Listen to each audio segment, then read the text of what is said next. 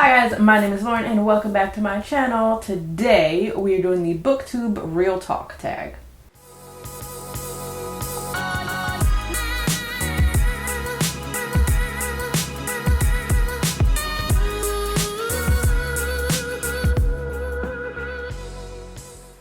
Okay, so I have started to see a bunch of people do this tag, mostly through Twitter because I have not been watching Booktube lately and I have a lot of catching up to do, but I was tagged by Kimberly Ann. So let's get started. This tag I believe was created by Alyssa J, and let's just get into the questions. I will link the original tag and the video of the person at Kimberly who tagged me down in the description box.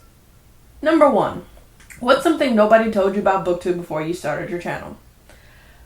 I caught myself researching and did quite a bit of searching for videos like how to start a Booktube channel, how to start a YouTube channel, how to grow your channel, blah, blah, blah, blah, blah. Nobody quite mentioned how much time and energy and effort YouTube takes. You know, a lot of people are just like to say, YouTube is easy, you don't need much, you start, you just have, your camera on your phone and blah, blah, blah, blah, blah. And yeah, it is, but also like anything past that is a major pain in the butt. Even with that, trying to edit and upload and make sure you have, good angles, good lighting, that you're not nervous for one. Like all of that stuff takes a lot more energy, time, and effort than you really think it does. I already had a DSLR, so I was like, oh, I've got a really freaking good camera. My dad can get me a copy of Final Cut Pro through his job. I was like, this is good. I can do this, no problem. And I'll start off with, mid-level equipment and programming, or mid-level equipment, high-level programming, whatever. I'll be okay. Bitch, no. Because, a fancy camera is only going to save your ass if you know what the hell you're doing. And I knew what I was doing as far as pictures, but having to go through all this, aperture and lighting settings and all this other stuff to turn the camera on and then change it to video and see that changes, and then having to, pay enough attention that you realize your camera's going to stop after 20 minutes. It just is a lot. And if you've all noticed, the aperture and stuff is still something I struggle with sometimes, because what I really want to be able to do is turn my camera on from the last place it was set and just film again, and I can't. I've been lazy and have been doing that, but some of my videos have been clear. Most of them have been a little fuzzy for just that reason. So I am now having to spend a lot more time on just even camera settings every single time I get ready to sit down and film, and that is annoying. Taking the time to edit takes a lot, and it's just, I didn't quite realize the amount of time I was going to have to sink into it to be able to upload regularly. I mean, I knew it was going to be a lot, but I didn't know it was going to be this much a lot. 2, what's your opinion on typical Booktube videos? By this, it's meant TBRs, book hauls, wrap-ups, that kind of a thing. I like them. They are the foundation of Booktube, so to speak, and that is where I get my most book recommendations. It's where you get the most new and unexpected recommendations, through wrap-ups and book hauls, because you may know this person to be a fantasy reader or a YA reader or a romance reader, and then sometimes they slip one in there on you that's a mystery, a thriller, a horror, or anything else, and you're like, oh, but that sounds really good though. And if this person likes it, and they usually like these kind of books, that are maybe I should try that. So I like those, they're the building blocks of Booktube, I feel and I rather like them. I still like them. And that's, a lot of people do, apparently, is evidenced by most people's view counts. If you look at a lot of videos, wrap-ups and TBRs and hauls still get the most, and that's because people like them. And you get more content book-wise, as opposed to watching a 15-minute, non-spoilery book review. You can get a 15-minute video and have kind of non-spoilery reviews of 5 to 20 books in one wrap-up video. See what I mean? Does that make sense? That's why I personally like them. 3, what's an assumption you had about Booktube before you started, and was it correct or incorrect? I didn't have any really large assumptions, other than the fact that, like I said, I was just gonna basically be able to sit down and turn on a camera and talk about books without any thought and do very well. Yep, nope. Nope. And you can tell by the way, my channel looked when I first started, that is exactly what I thought. I was just gonna be able to sit down wherever the hell I was, turn my camera and talk about books, and bitch, we was gonna get it. Yes. No. No. 4, what is something you've done that's actually helped you grow your audience? I've said this before, YouTube is a very visual platform, and again, like, getting everything better aesthetic looking helps you grow your channel better than anything else initially, because if stuff looks really janky here, nobody's even going to click on your video to see that you have an awesome personality or good, the similar or similar taste in books or anything else that would, attract them to your channel. The thumbnail and the video description is the first thing that's going to go. So, the first thing that people are going to see. So you've got to kind of get something to attract their attention. And when I moved, I had left all my books in Texas and essentially started over.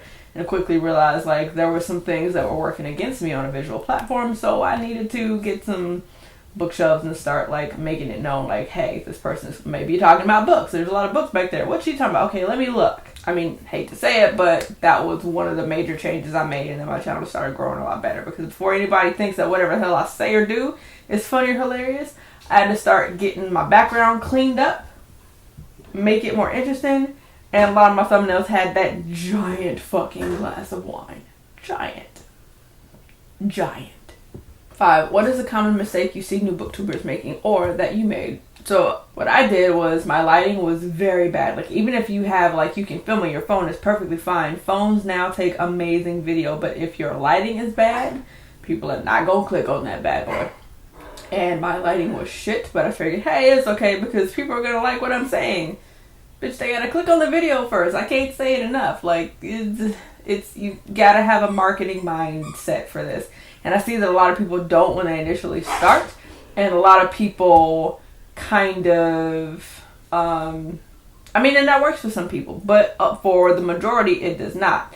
And a lot of people, come on to Booktube and they're like, well, why aren't my, for instance, here's a good example.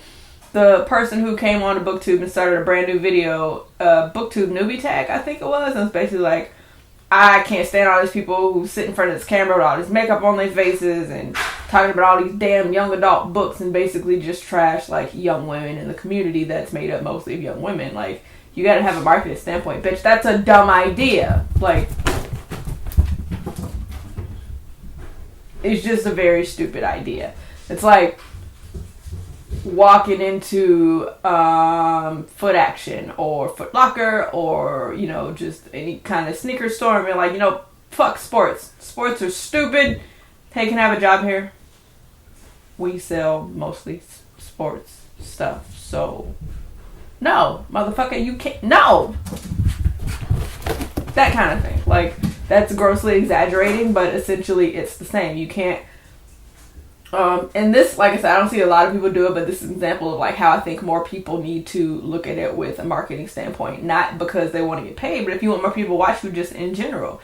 Because YouTube has now changed their monetization to where you can have over 1,000, 2,000, 3,000, 4,000 people and you still not getting the view time. So people subscribing to you and then not continuing to watch your videos, you still have to have something that's drawing enough people in if you want to continue to grow, and if maybe eventually you want to get paid for it. So I'm just saying, like, enough people don't look at it as a job. Yes, it's a hobby, but with the way YouTube and the algorithm is set up, you have to think of it as if, like, you have to think of it like it's a second job, basically. And you have to think of it as this a job in a market, in a high level field. Like, how do you market yourself?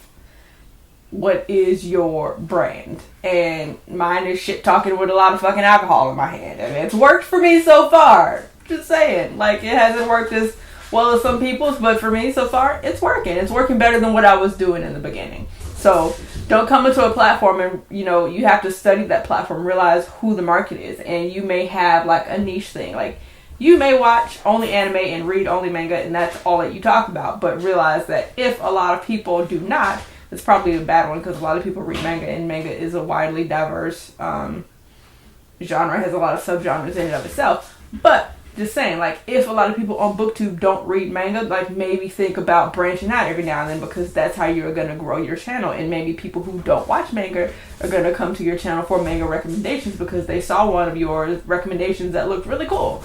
And they were attracted to your video because you read, I don't know, Strange the Dreamer, or The Hate You Give, or On the Come Up. So branching out not only, like, introduces you to new stuff, but it introduces other readers into new genres and introduces other readers to you. So be aware of that kind of thing. I've had to be very cognizant of that, and every time that I've been cognizant of that, it has only been to my benefit and never to my detriment. My dog has the zoomies. 6. What are your thoughts on working with publishers and sponsorships? Bitch, if you can get a fucking sponsorship, if you can work with a publisher, the shit is bomb. So I have not been sponsored, but I have worked with publishers on a couple of giveaways, and it's mostly been it's been 3. It was 2 for the Kate Daniels, 1 for the Kate Daniels series, 1 for the Mercy Thompson series, and 1 for the City of Brass series. Let me tell you why they were so fun, regardless of whether or not I got paid for them or not, because A, I got to introduce more people to like my favorite series, because Kate Daniels, Mercy Thompson, 2 of my favorite series, and City of Brass is like my favorite fantasy book I've read, with the exception of Strange Dreamer. They might be tied. So, like, it's just fun, and it's cool to know that someone has recognized, like, the work you put in, or just thought, hey, this bitch likes our books. That's fucking cool. How'd you like to introduce some more people to our books? Bitch, hell yes, that's awesome. Like, the shit's, it's, for me, that's fun, and that's a level of validation that's pretty cool. Also, if you can get a sponsorship, bitch, do you know how much time and effort Booktube fucking takes? And we are already, in and of ourselves, a niche community in YouTube.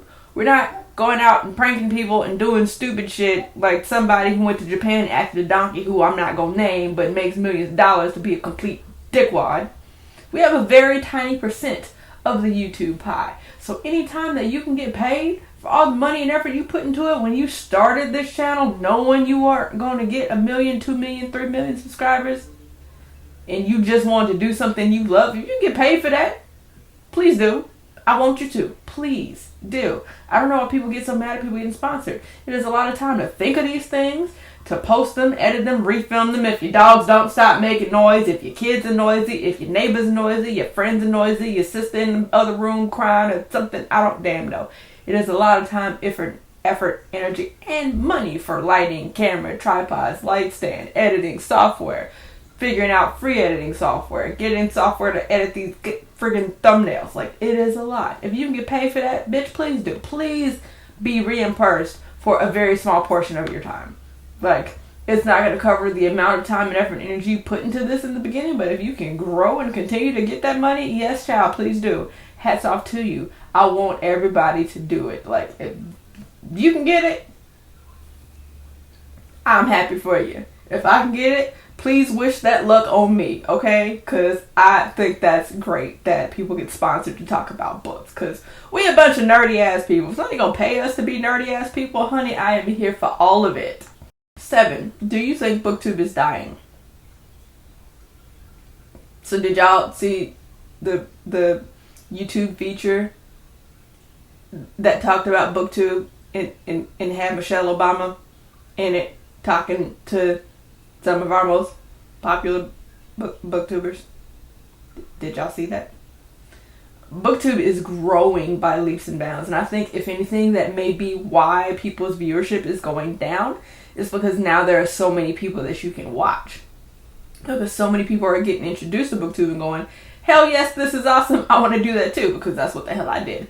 I'm glad for that because so many people are coming that, like, eventually, yes, you will get more views as well. More YouTubers, more booktubers does not mean like you are suffering for it. Like, I am happy to see other people and meet other people who are just as damn dorky as I am and nerd out about books and are just as ridiculous in the number of books they own as I am. I definitely think Booktube is growing. I don't think it's dying at all. I think some people think it's dying because there are so many more people, and that means they're not as like easy to find anymore. But that just means the channel is growing, and now everybody is being challenged to step outside of their box, which is a good thing. We need some fresh material. We need some fresh people, always. Like, nothing is ever hurt by having, like, fresh blood, fresh eyes on it. Like, I don't think so anyway. But I don't ever get threatened by new people coming into something. I'm like, fuck yes, somebody else? Alright, I like it. That's just me. So, no, I definitely don't think it's dying. Number 8 is tag your friends. So I don't know who's done this, but I said I've seen my Own to do it from Little Wolf Reads. Is that still her channel name? I think she just recently changed her. Or was it just her Twitter name? Bitch, I don't know. Oh my god, the struggle. I think Amanda did it as well, and then again Kimberly Ann, who tagged me. Because I didn't want my answers to be influenced at all, I did not watch anybody's video, even the people who tagged me. I wanted to do it myself and then see what everybody else thought. So who else am I going to tag? I'm going to tag Kev's from KJ Reads Pages. I am going to tag Nicole from Who Picked That Book. I'm going to pick Ashley from Don't Have a Degree in Reading. Every time I say that channel name, it just makes me smile. I fucking love her channel name. I am going to tag... So I am just going to link on Twitter the people that I tagged in this, because otherwise, how are they going to see it? I do not ever... Speaking of, this is a pet peeve of mine. Guys, if y'all tag me in something, do it in a way where you can @ me, because I catch up on videos very irregularly, and I needed some kind of notification that somebody tagged me in something. A lot of people, sometimes I see tag other people in their videos and then don't list it in the description box down below. Don't tag them on Twitter, Instagram, nothing. How are they going to know? I don't ever assume that somebody I'm friends with watches all of my videos, because just like I'm busy, they probably busy too. So a notification, please help a sister out. Like, if you want me to see something that you did, please tag me in it, please. I'm not saying don't tag me. I'm saying tag me and then let me know you tag me, so for sure I will see it. I will never be upset about that. Please tag me in it. That being said, I'm also going to tag, I don't know if Francina does book tags anymore, but I'm going to tag Francina because I want to see what she has to say about this. Also, Jessie from Bow Ties and Books, who I also freaking stand, because Jessie is the shit. There are some other people on Twitter, and my mind's going blank, as it always does when I have to think of shit on the spot. My memory, she's bad. I'm just rambling. I'm going to let y'all go. We're going to see how much further I get in this VEDA thing, because it is kicking my butt. It is kicking my butt. It is kicking my butt. It is kicking my butt. I have not had time to put a whole lot of, like, separate thoughts and energy into any one video, because I'm like, ooh, okay, that's an idea. Go with it, because you got to put them up today. I'm like, shit. Why did I do this to myself? Vlogging would have been easier, but unless it's a reading vlog, nobody watched those, and I haven't had time to read much because I'm trying to post a freaking video all day every day.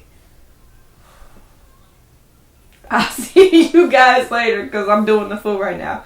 Thanks for watching. Don't forget to give this video a like and a thumbs up, and that's also a like. Subscribe if you have not. I'm pretty funny sometimes, I think. Yeah, that's totally what I was going to say. I don't know. I'll catch you guys later. Bye.